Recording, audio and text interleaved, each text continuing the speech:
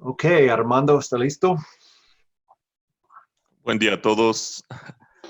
Mi nombre es Armando Medel y soy el gerente de servicios técnicos para Latinoamérica en Chickmaster. Quiero darles la bienvenida nuevamente a todos. Aún no podemos vernos en persona en este momento, así que estamos muy honrados en que pueda optar por unirse a nosotros virtualmente para hablar sobre el mantenimiento a sus incubadoras. Si tienen preguntas durante la presentación, por favor utilicen el botón de preguntas y respuestas. También pueden levantar la mano si desean hacer una pregunta. Al final habilitaremos un micrófono por un momento. Sin embargo, tenga en cuenta que estamos grabando esta presentación y vamos a ponerla a disposición de otros. Nuestra presentadora hoy es Carolina Díaz.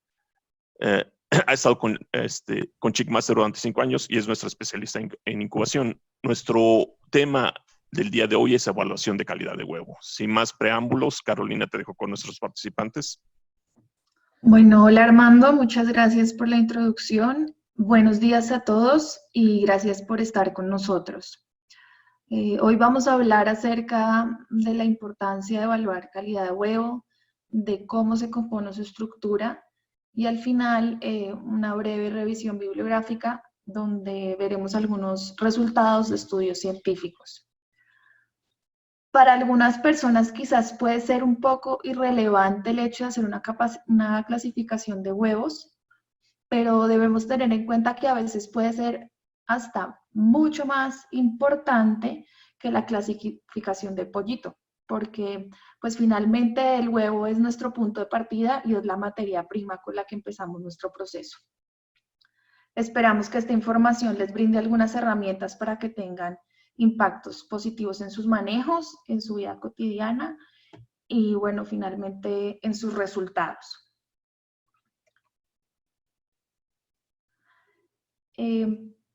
La idea es ir a través de estos temas, entonces inicialmente hablaremos de una introducción, posteriormente acerca de la estructura de la cáscara, luego hablaremos de algunos métodos para medir la cáscara, después revisión de efectos visuales para identificar posibles problemas, algunos factores que influencian la calidad del huevo desde la granja de reproductores y algunos de planta de incubación, y al final, como hablé anteriormente, unos resultados de datos científicos en investigaciones.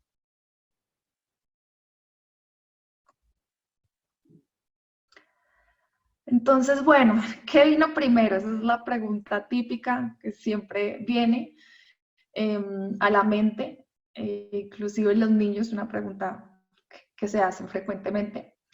Es una pregunta finalmente científica sobre la evolución de la naturaleza en el proceso de la reproducción, pero bueno, lo más importante acá es la relación de la calidad entre ambos lados. Es decir, si yo tengo un buen huevo, voy a tener un buen pollito, y si yo tengo una buena mamá reproductora, nos va a generar un huevo de buena calidad. Entonces, pues lo importante es tener en cuenta que es un balance entre ambos factores, entre ambos elementos. Entonces, son dos objetivos, son una cadena. El objetivo principal de una granja, pues claramente es criar reproductoras de muy buena calidad para obtener huevos fértiles que también sean de buena calidad.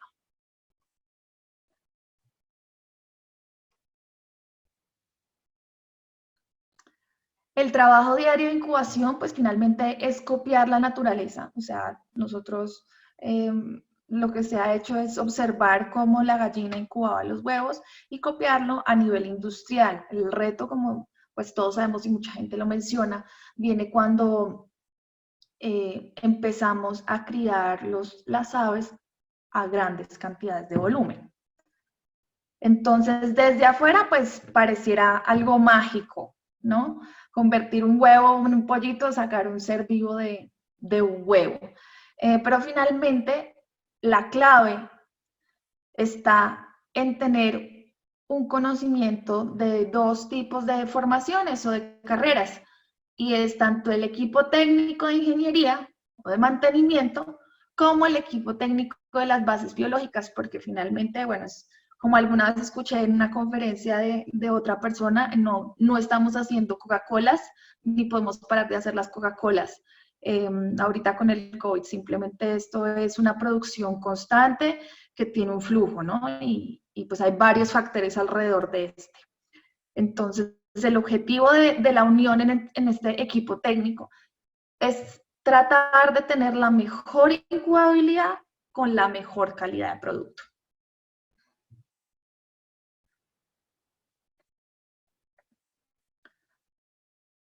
Entonces, comparado con el proceso natural de la puesta de las aves, el desarrollo del embrión es todo un desafío cuando hablamos de hartos volúmenes, como habíamos dicho.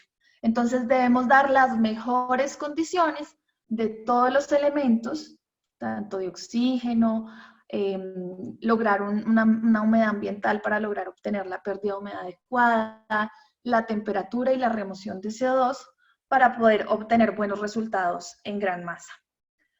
Entonces, debemos tener en cuenta que los huevos no, pues claramente no son como los huevos de consumo, sino hay vida al interior de ellos. Y la vida puede empezar inclusive antes de que llegue a la planta. O sea, en realidad, desde que está fecundado el óvulo de la gallina, ya empieza la vida a correr y empiezan a multiplicarse células, ¿no?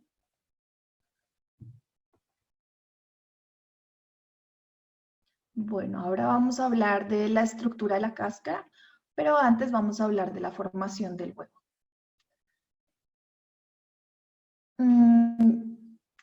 A pesar de que hay varios tipos de producciones, aquí vamos a tomar como ejemplo la gallina dentro de las aves, que es como el ave más común en producirse. Entonces, el sistema el tracto reproductivo de la gallina se llama oviducto. Puede medir entre 63 a 68 centímetros. Y este oviducto se divide en 5 partes. Cada parte tiene una función propia en el proceso de la producción de huevo. Entonces, la formación del óvulo comienza en el folículo ovárico, que es donde se encuentran todos los óvulos inmaduros. Y cada vez que se suelta un óvulo maduro, cada vez que se suelta el óvulo maduro, llega un espermatozoide, si hay fertilización, se fertiliza y ahí puede durar de 10 a 15 minutos. Luego esos óvulos, el óvulo fertilizado ingresa al magno, donde se secreta la albúmina y puede durar de 2 a 3 horas. Posteriormente pasa hacia el istmo, donde se forman las membranas de envoltura interna y externa de la cáscara.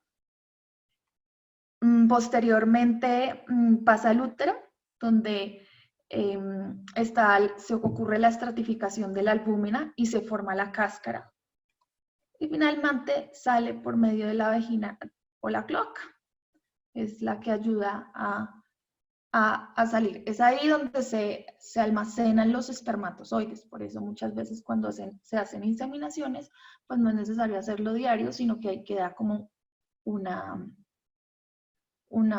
almacén de células. Ahora vámonos a las partes del huevo.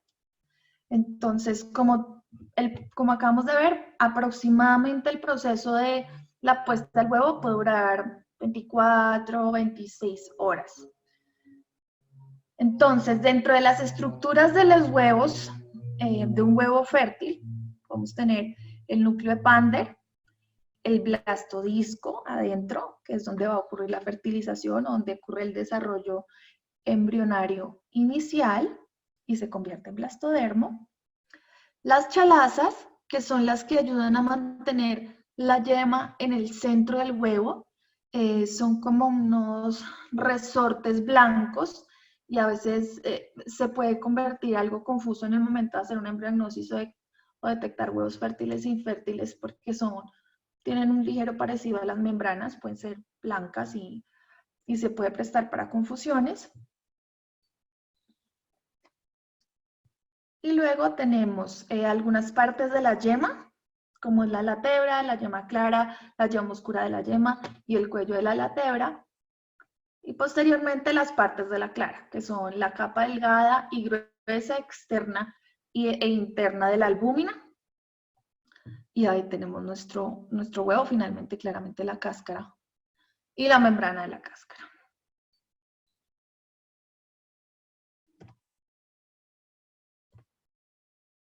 Bueno, la cámara de aire se forma como resultado de una contracción de un efecto termomecánico, entonces hay una succión de aire y ahí se forma. Entonces esta formación se puede dar por una diferencia de temperatura entre la temperatura interna del cuerpo de la gallina y la temperatura ambiental en el momento de la puesta. La albúmina líquida se contrae más que la cáscara y por esta razón se forma.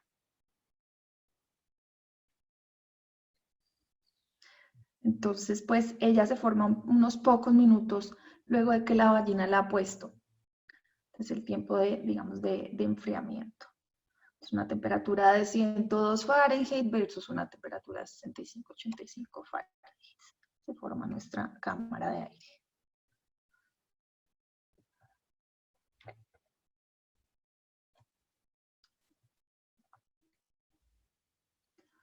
Bueno, el huevo tiene 3 diferentes componentes. Dentro de ellos sabemos que tenemos la yema, que es aproximadamente el 30% del peso total del huevo.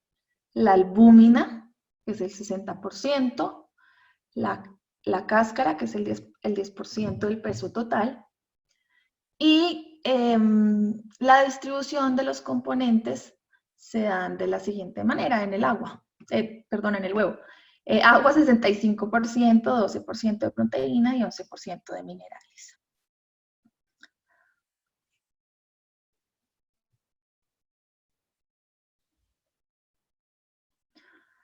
Entonces, veamos ahora específicamente a lo que es más fácil evaluar, que es la cáscara. Entonces, el embrión está rodeado y protegido con membranas del caparazón de 4 niveles, que son estos. Entonces, tenemos la cutícula, la cáscara, la membrana externa de la cáscara y la membrana interna de la cáscara. La cáscara es como el componente mineral principal del calcio, está compuesta por calcio y por otros minerales, como vemos en la diapositiva. Entonces, lo importante es tener en cuenta que parte de estos componentes de la cáscara van a alimentar al embrión. Entonces, es importante también tener una buena calidad de cáscara porque parte del calcio que el embrión, por ejemplo, va a usar para poder desarrollar sus huesos, lo va a obtener de la cáscara.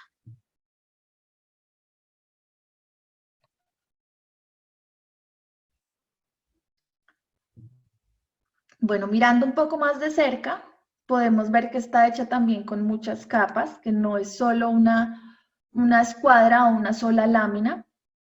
Comienza con pequeñas gotas, que son estas de acá, pequeñas gotas de calcio.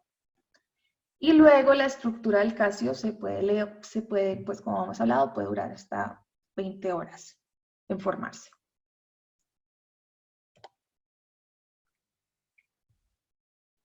Ahora vamos a ver la estructura de las capas de la cáscara. Una de las partes más importantes del huevo fértil es la membrana coroalantoidea. Entonces, ella es la encargada, es una red vascular que rodea la parte interna de la cáscara y lo que hace es que transporta todos los minerales de la cáscara, ayuda también en el intercambio gaseoso y va a ser el que transporta todos los nutrientes, tanto de la yema como de la cáscara, hacia el embrión para que se pueda desarrollar adecuadamente.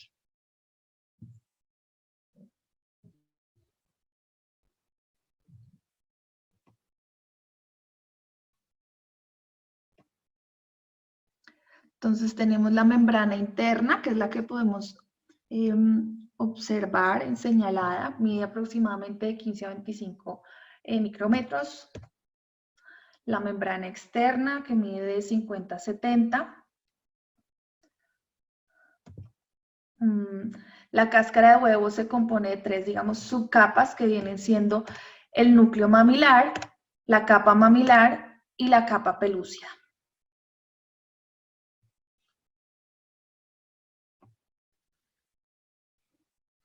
Bueno, ahora hablemos un poco de la cutícula. Esta es la parte más externa de la cáscara del huevo. Tiene varias funciones, entre ellas actuar como lubricante para que el huevo pueda salir de la gallina. Adicionalmente cubre los poros para ayudar a mantener el embrión aislado de posibles agentes patógenos o bacterias, virus, etc. Es una barrera para prevención de contaminación. Influye también en la humedad y en el intercambio gaseoso.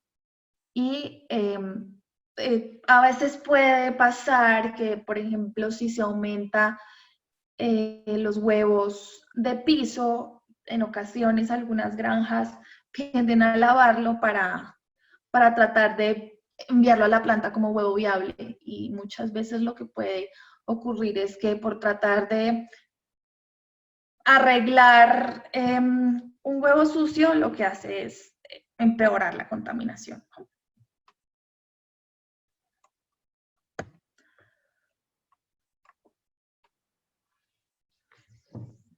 Entonces, hablemos ahora acerca de las funciones de la cáscara.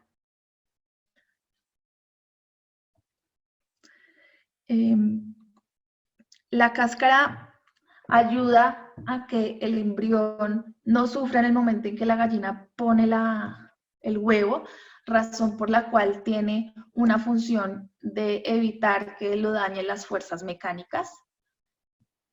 Tiene también una inercia en el intercambio térmico del exterior y el interior. Sabemos que al principio el huevo es endotérmico y al final es exotérmico, entonces ella va a ayudar como a mantener la temperatura embrionaria, y también puede ser una forma de medir la temperatura del embrión, tomando la temperatura de la cáscara.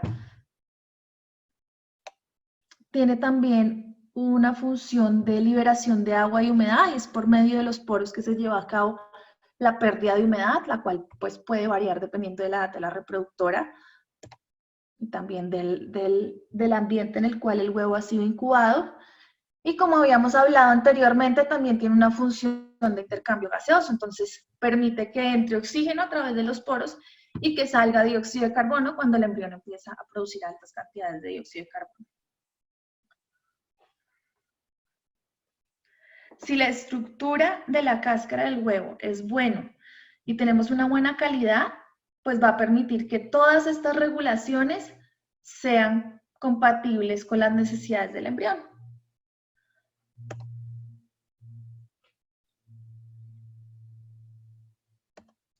Bueno, ahora hablemos de algunos métodos para medir la cáscara, la calidad de la cáscara. Hay algunos que son más prácticos que otros, pero igual vamos a hacer como una revisión de algunos de los métodos que se han llevado a cabo. Entonces, lo primero que se le viene a uno a la mente en el momento de evaluar la calidad de la cáscara es de una forma pues visual, donde básicamente lo que podemos ver es forma, tamaño y color. Sin embargo, hay otros aspectos que también se pueden medir. Tienen un poco extra de trabajo, pero pues en caso tal también sirven como indicadores para medir la calidad de la cáscara. Entonces empecemos con el primero, el cual es la gravedad específica. El segundo será resistencia de la cáscara. El tercero veremos el porcentaje de la cáscara frente al peso total del huevo. Y finalmente los visuales, que es básicamente color.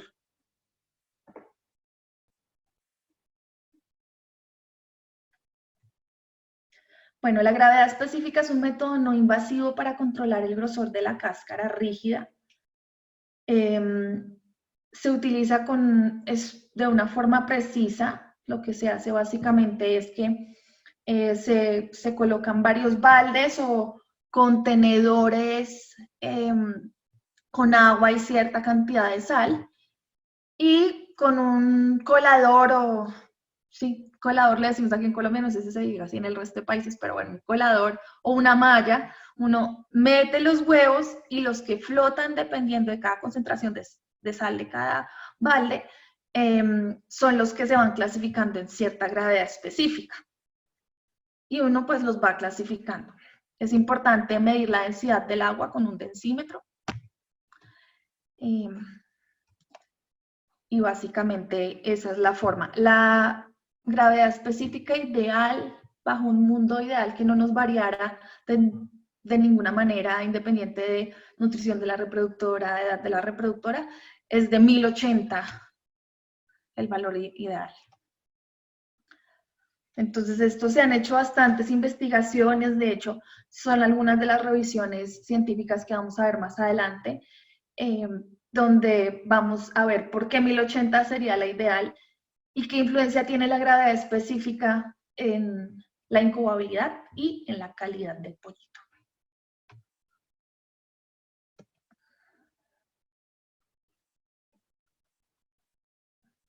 Entonces, el valor de la gravedad específica de un huevo indica la cantidad de cáscara en relación con otros componentes del huevo, como podemos ver en la diapositiva. A medida que la gallina envejece, pues esa gravedad específica va cambiando y va aumentando. Por lo tanto, la gravedad específica del huevo es un buen indicador para ver el porcentaje de cáscara en relación al huevo, básicamente. Se debe tener en cuenta que el momento, o sea, entre más frescos estén los huevos, la medición de gravedad específica es más verídica, porque ella finalmente, pues el huevo flota por el tamaño de la cámara de aire. Entonces, si por ejemplo yo tengo huevos almacenados por más de 7 días, 8, 15 días, pues este valor se va a ver alterado, porque claramente ya se habrá evaporado agua del huevo y tendremos valores más altos de lo que en realidad está. Entonces, entre más fresco se tome esta muestra, mejor. Se debe tomar, idealmente, si los huevos se llevan frescos a la planta de incubación, se debe tomar en la planta de incubación, de lo contrario también se pueden tomar en granja de reproductoras. El segundo método para poder medir la calidad de cáscara es la resistencia a la ruptura de la cáscara. Entonces, básicamente sobre una superficie dura se coloca un medidor de fuerza y él marca en newtons cuánto se necesita para romper el huevo. Entonces, lo que uno hace, como casi todas las mediciones, es tomar una muestra de un lote de huevos de reproductoras y coger una muestra de huevos, que puede estar 100 huevos, tomar 100 huevos y hacer el proceso.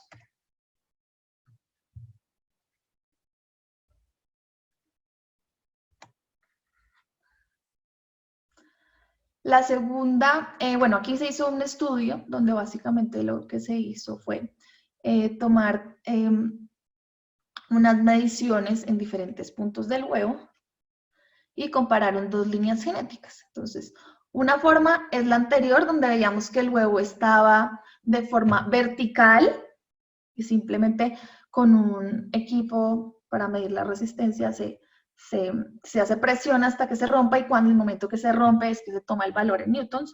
Y este es otro donde el huevo se pone de forma horizontal y se toman presiones en diferentes puntos del huevo. Entonces, por ejemplo, en esta investigación, lo que hicieron fue tomar presiones en diferentes polos del huevo, ¿sí? Uno al final o en el polo más angosto, otro en la zona ecuatorial del huevo y otro en la zona más amplia del huevo. Pues digamos que se requiere un equipo especial, es un poquito más de laboratorio, pero igual es bueno pues saber.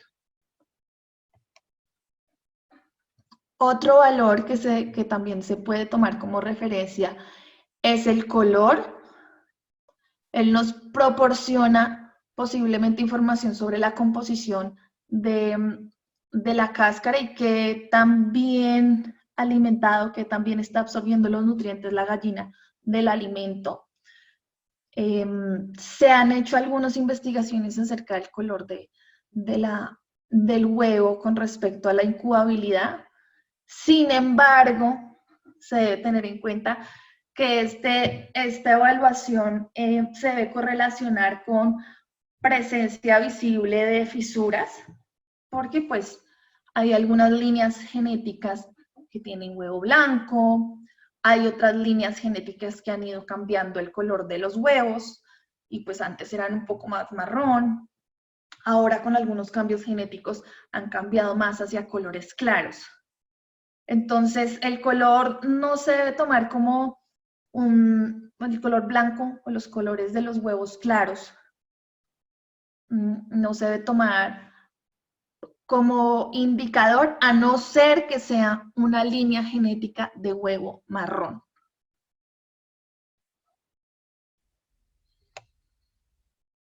Otra medición que también se puede hacer es tomar el porcentaje de cáscara en relación al peso del huevo entero. Entonces, se han hecho investigaciones, como esta que está acá, donde se comparó la edad de 2 lotes de reproductoras, unos jóvenes y unos viejos, y se miró el porcentaje de cáscara frente al huevo, ¿sí? Encontrándose aquí claramente en las reproductoras viejas tenían un mayor porcentaje de cáscara a huevo que en las reproductoras, perdón, las jóvenes con respecto a las viejas. Bueno, este es otro método que es el espesor de la cáscara. Se establece como un parámetro indirecto importante. Se puede medir con la cáscara rota, con una herramienta digital, o también utilizando un elemento de un equipo ultrasónico. Entonces, se hace presión y se mide cuánta distancia hay entre este punto y así se mira el grosor de la cáscara, cuántos milímetros tiene.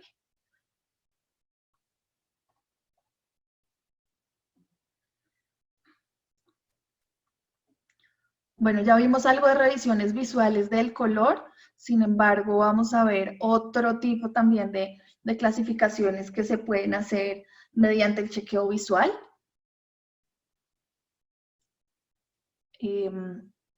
Entonces, este es bien importante, el tamaño de los huevos. Y más que todo, antes que el tamaño en sí, es la forma de los huevos. Entonces, si empezamos a encontrar en un lote de reproductoras ciertos huevos con características muy redondas u ovaladas, pues es porque algo posiblemente está afectando a las reproductoras. Y también sirve para verificar la uniformidad de un lote de reproductoras. Si un lote de reproductoras de pronto se ha levantado un poco de su uniforme, pues vamos a tener varios tamaños de huevos. Esa desuniformidad donde se ve más notoria es casi siempre al final, cuando las reproductoras ya están viejas. Bueno, hay varios pósters que indican posibles causas frente a la identificación de huevos de desecho. Entonces, un ejemplo es cuando hay hartos, se aumenta la cantidad de descarte de huevo porque está con sangre. Entonces, en caso tal de que tenga sangre, pues se deben verificar las causas, mirar si es por manejo de reproductora, es decir, si el macho está siendo un poco agresivo con las gallinas. Hay que mirar también cómo está el tracto reproductivo de la gallina, si hay algo que esté afectando los tejidos. Este es otro más de formas. Entonces, por ejemplo, si hay depósitos de calcio, entonces revisar, bueno, si el calcio está siendo bien absorbido o si se está excediendo en la dosis de calcio en la dieta. Este es otro aspecto, digamos, o otro punto de la evaluación de las cáscaras, si es irregularidades o posibles, por ejemplo, a veces pasa que si se rompe la cáscara, la gallina puede tener, durante su formación, la gallina puede tratar de enmendar este daño haciendo una reparación de cáscara, y uno va a ver como una fisura, pero que no está rota totalmente, sino que hay un tejido por debajo, una fisura ligera.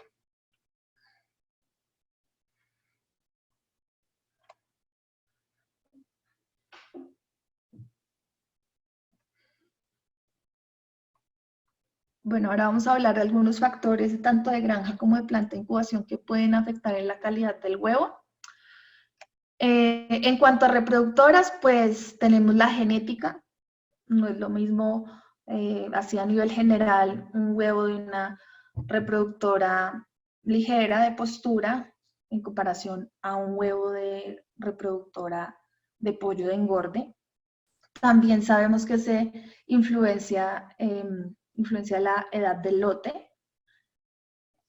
Entonces, a mayor edad, pues claramente el huevo es más grande, se necesita mayor cantidad de cáscara y por esta misma razón también se vuelven un poquito más delgadas. La nutrición de la reproductora, entonces si se está suplementando o no adecuadamente con vitaminas como la vitamina D, con calcio, con fósforo. Y finalmente, bueno, la condición sanitaria de la reproductora, porque pues claramente si tenemos un sistema digestivo que tiene algún problema, pues no va a tener la capacidad de absorber los nutrientes de la dieta. Entonces hagamos una pequeña revisión de cómo es el flujo del huevo o qué le pasa al huevo antes de llegar a la granja. Entonces, claramente la gallina lo pone, se espera que sea un huevo fértil, o por lo menos todos los de planta de incubación esperamos que sea así. Se hace una colecta de huevos. Voy a aclarar que las imágenes que están acá simplemente son ejemplos ilustrativos, no los tomo en textual, pues porque claramente no lo son. Posteriormente se hace la clasificación de huevos.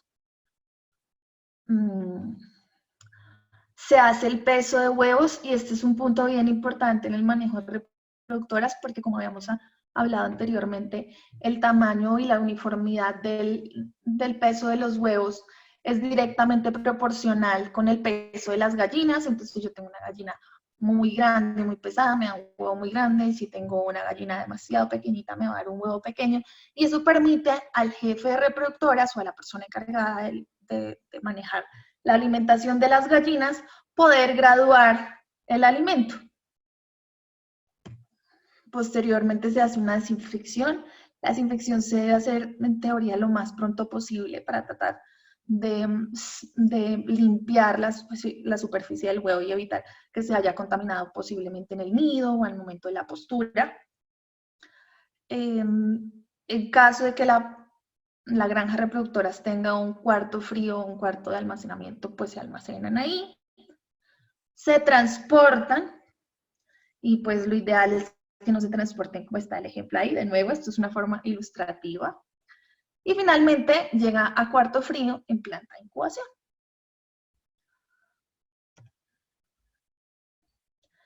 En todo el proceso del huevo es bien importante que la temperatura sea lo más uniforme posible. Ese es un aspecto. Y lo segundo, que la temperatura vaya en decaída. Es decir, por ejemplo, la temperatura de la caseta de producción o de la caseta del almacenamiento de huevos en la granja puede estar entre 28 y 29 grados centígrados, pero en el transporte yo debo disminuirla a 21 o 25 grados centígrados. Yo debo evitar que las temperaturas se devuelvan, es decir, si yo tengo mi transporte entre 21 y 25 grados centígrados, la próxima temperatura en cuarto de almacenamiento de si tengo en la granja tengo de 21 a 25 grados centígrados, en el transporte debe ser menor, de 20 a 23 grados centígrados, y vuelve y disminuye en cuarto frío.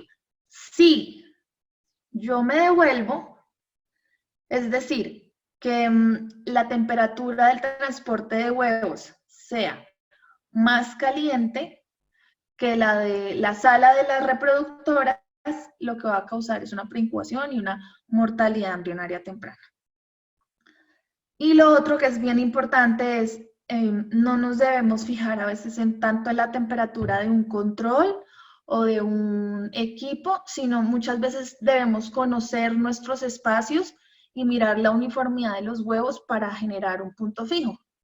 Porque si tengo un rango muy amplio de temperaturas en un cuarto, pues finalmente voy a tener algunos huevos que pueden o calentarse o enfriarse y eso nos va a afectar en otra área. Es decir, entonces es importante que ustedes reconozcan dónde están los huevos más fríos en su cuarto frío de planta de incubación y dónde están las zonas quizás ligeramente más calientes. La idea es tenerlo lo más uniforme posible y setear el punto fijo en base al rango que ustedes tengan de temperaturas.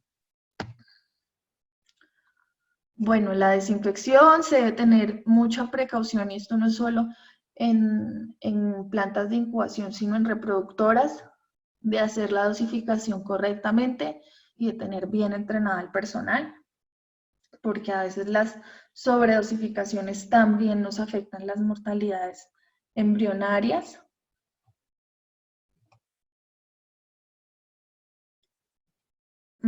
Es muy importante que el cuarto frío sea un área limpia, organizada, y que clasifiquemos los huevos por lote y por fecha de postura.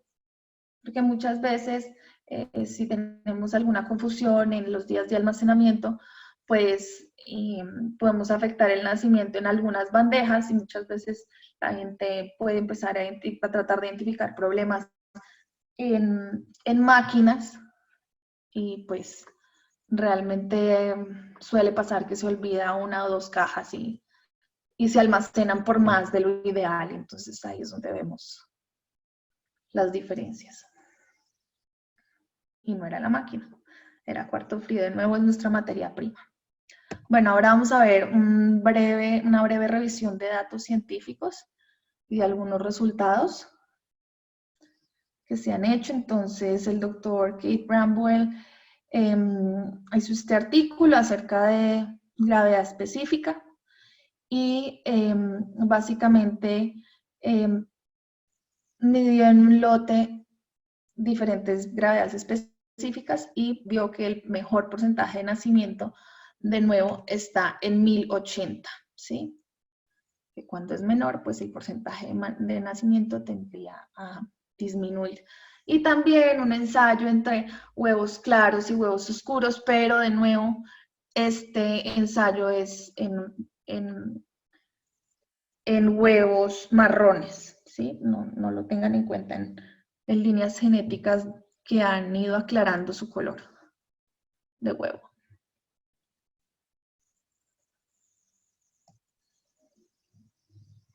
Este es otro artículo donde básicamente también se correlaciona la gravedad específica en 3 lotes diferentes, un lote joven de 36 semanas, uno intermedio de 52 y uno viejo de 64.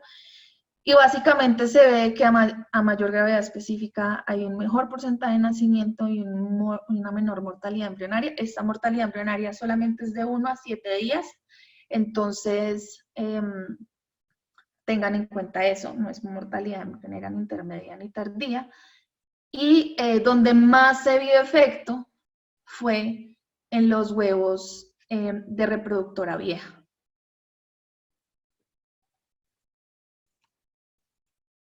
Este es otro ensayo donde básicamente se evaluaron los tipos de fisuras y se correlacionó con el peso de la transferencia, el porcentaje, por lo tanto, porcentaje de pérdida de humedad, los tiempos de incubación, la incubabilidad, la fertilidad y los nacidos sobrefértiles. Y el que más tuvo efecto en estas características fueron las fisuras en forma de hebra de pelo o de cabello.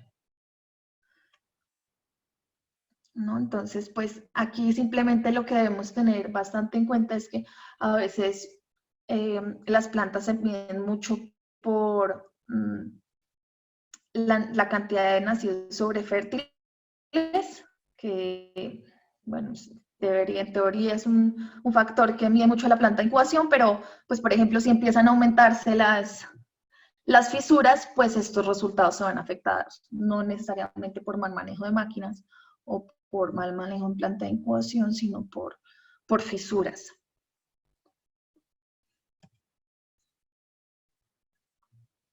Este es el mismo ensayo, es el mismo artículo, y básicamente lo que se vio fue que de nuevo las de hebra de pelo tienen un menor porcentaje a nivel de calidad de pollito, menor porcentaje de saco vitelino, y ahí sí en ambas, tanto en las que son en forma de estrella como en los que son en forma de hebra de cabello, hubo menor porcentaje de hígado en los pollitos y menor porcentaje de pechuga de los que nacieron.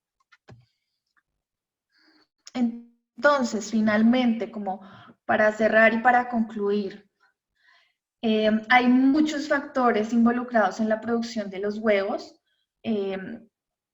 Entonces, dentro de ellos, de nuevo, nutrición, sanidad, edad de la reproductora, estado sanitario de la reproductora, y ambiente y manejo. Entonces, cuando hablamos de ambiente y manejo, por ejemplo, temperaturas altas causan estrés en las gallinas, hace que las gallinas no consuman alimento suficiente y de nuevo se puede ver afectada la calidad de la cáscara, ¿no? Entonces, pues ahora es momento de preguntarse cuál resultado les gusta más.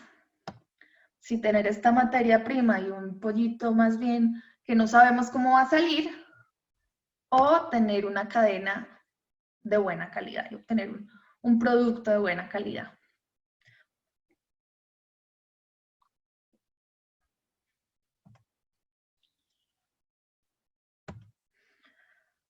Bueno, es bastante importante que haya buena comunicación entre la planta de la incubación y el jefe de reproductoras, porque finalmente son un equipo y deben jalar hacia el mismo lado. Si les va bien a los dos ganan y van a tener un muy buen resultado. Entonces, es importante que ambos tengan sus mediciones y que se compartan datos, no tengan miedo a veces a transferir información de un lado a otro. Hemos tenido casos donde a veces hay cosas en reproductoras, medicaciones, que aumentan, por ejemplo, el porcentaje de descarte de pollos por alguna característica en especial. Tuvimos un caso y bueno, era porque las gallinas se habían medicado. Al principio, los primeros días de medicación, no hubo efectos en la incubabilidad ni en la calidad de pollito, pero después del tercer, cuarto día de tratamiento ya se empezaron a ver los efectos porque el medicamento pues ya tenía mayor concentración en sangre en las reproductoras. Entonces, pues al principio el de planta de incubación trata de revisar todos sus procesos para tratar de encontrar qué pudo haber fallado, pero bueno, a veces cuando hay buena comunicación, este tipo de estrés en el jefe de planta es evitable. Entonces, es una invitación finalmente a que hagan registro y seguimiento de los aspectos que midan, que se comuniquen bien con su equipo de trabajo, porque finalmente todos unen fuerzas para un solo resultado. Y bueno, en caso tal de que ustedes deseen, cualquiera de nuestros especialistas de incubación, dependiendo de la región, pues estará abierto para visitar su planta. Aquí básicamente tenemos parte de las referencias bibliográficas que tomamos como base para hacer esta presentación. Y bueno, muchas gracias por su tiempo. ¿Alguna pregunta?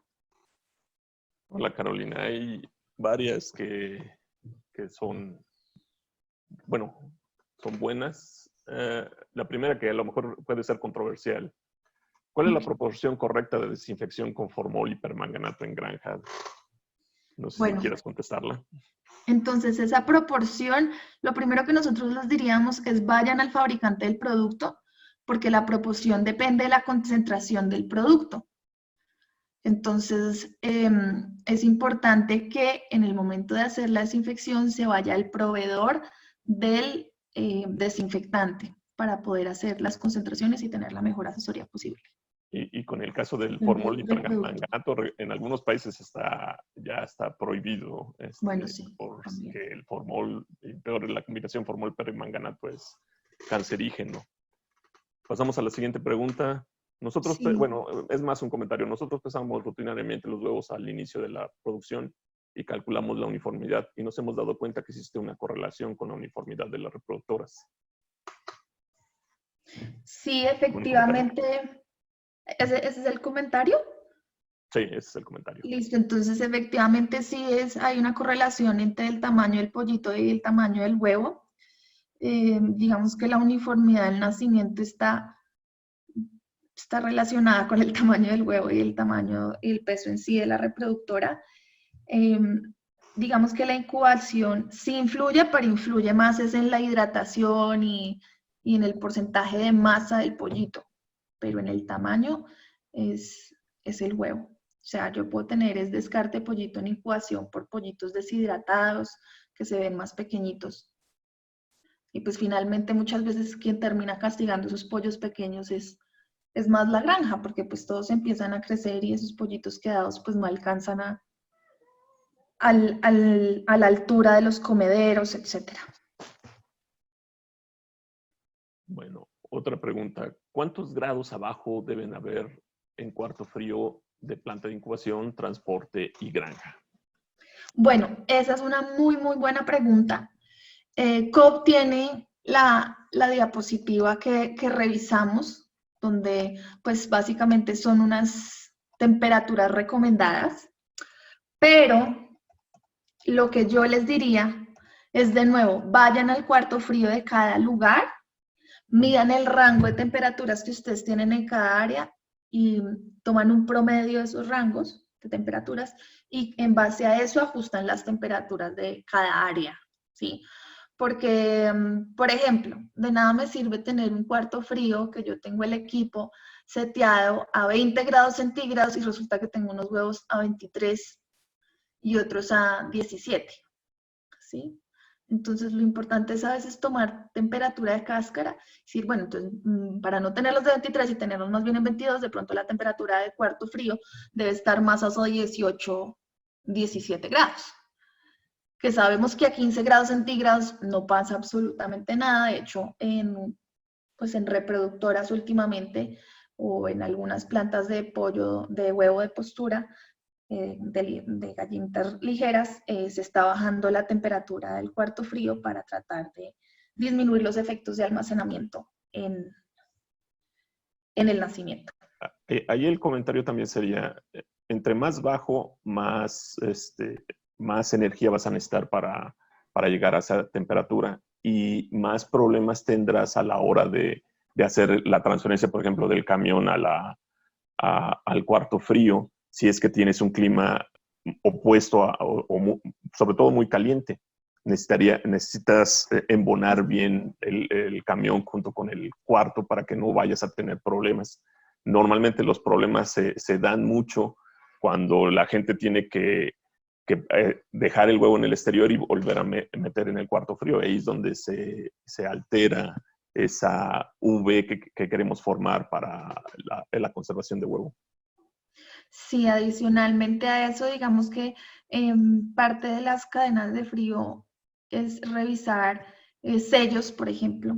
A veces sí se revisan los sellos de planta de incubación y vemos que toda la planta está supremamente bien hermética, pero en caso tal de que se tenga un carro acondicionado con frío, si la carrocería no está en buen estado o el aislamiento no está en buen estado, pues de nuevo podemos tener puntos calientes y si la temperatura exterior del carro es alta, que es lo más común en el caso de las zonas tropicales, pues bueno, también vamos a tener puntos fríos y calientes en el transporte. Sí. Hay una pregunta recurrente. ¿Existen tablas de uniformidad? Sí. Cada línea genética tiene sus propios parámetros de uniformidad.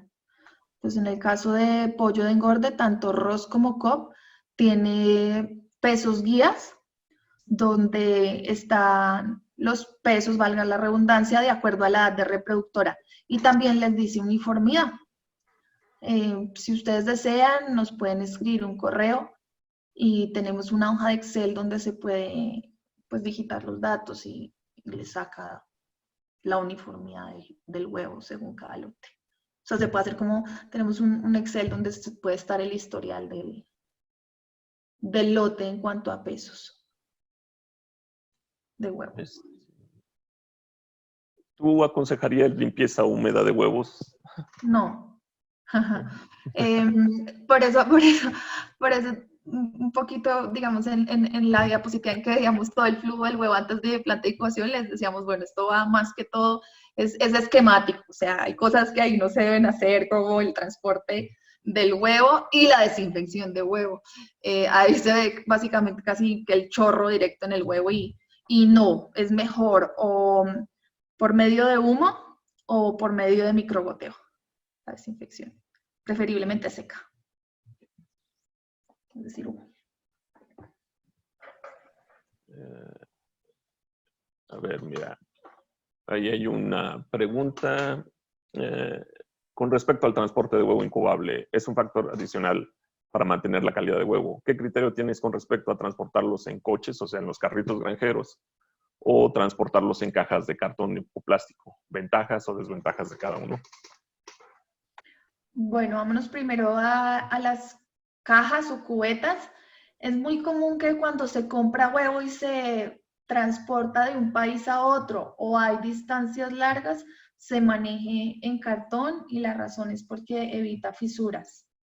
Sí, digamos que cuando se empiezan a transportar, nosotros les decimos aquí en Colombia cubetas, en otros lugares les dicen maples. Cuando se transportan en cubetas y en maples de plástico, y se compra huevo, tienes dos inconvenientes. Uno, que puede haber más fisuras y hay largos trayectos. Y dos, que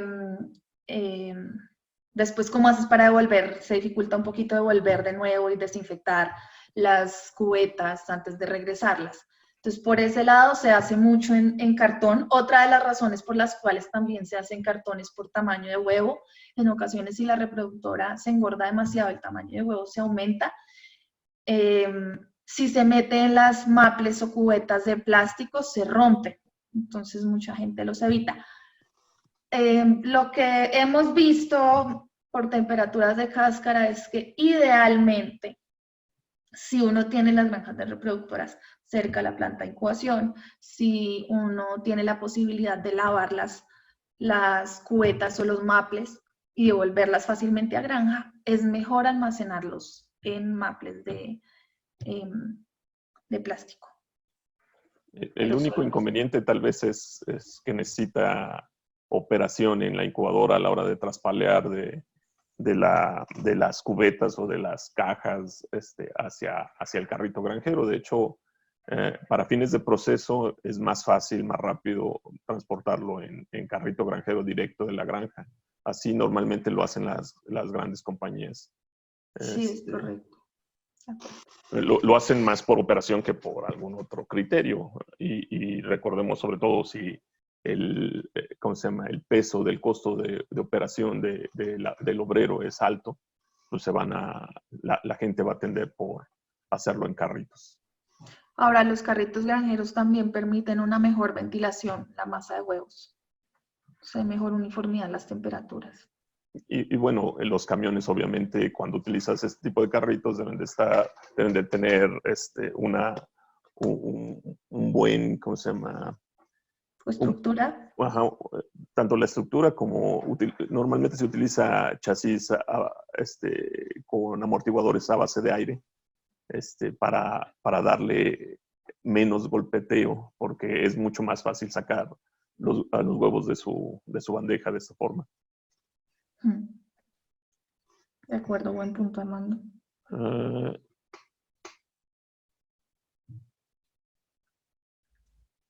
Bueno, a ver, ¿qué otra pregunta sería buena? ¿Cuánto tiempo debe transcurrir antes de ingresar a cuarto frío en granja luego de la puesta? Idealmente diario, es decir, almacenar máximo unos 2 días en cuarto de almacén de granja. enviarlo lo más pronto posible a planta de incubación. Ahí yo tendría un comentario también desde el punto de vista de proceso. La granja tiene menos gente laborando normalmente y obviamente van a estar más enfocados a la recolección de huevo o empaque que al cuidado de ese huevo. Entonces, hay mucho mejor control cuando se envía lo más rápido posible a la incubadora. Sí, especialmente con las fechas de postura, por lo menos uno. Así es. O sea, es más un problema de control y de proceso que un problema de embrión ahí.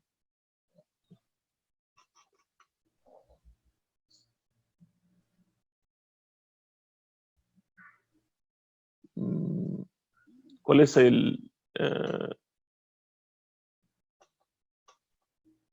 ver, ¿cuánto tiempo debes atemperar el huevo previo a su carga en incubadora?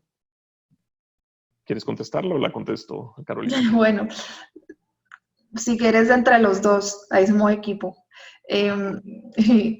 Empieza. A ver, depende si es etapa única, si es etapa múltiple. En realidad no es tanto el tiempo que se haga precalentado, sino lograr que toda la masa de huevos logre la misma temperatura. Entonces, en el caso de múltiple, pues varía según el tipo de precalentado que se haga y el diseño del cuarto.